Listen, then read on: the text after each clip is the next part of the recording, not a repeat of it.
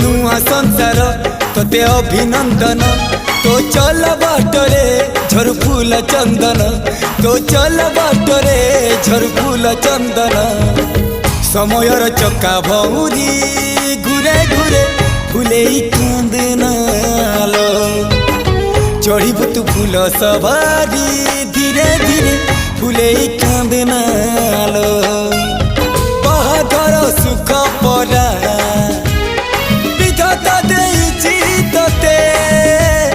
विरह वेदना सबु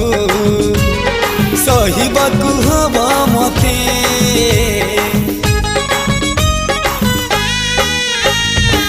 सिंथी तो रहेला सिंदूरी धारे धारे फूले कांदनालो चढ़ीबु तू फूल सवारी धीरे धीरे फूले कांदनालो।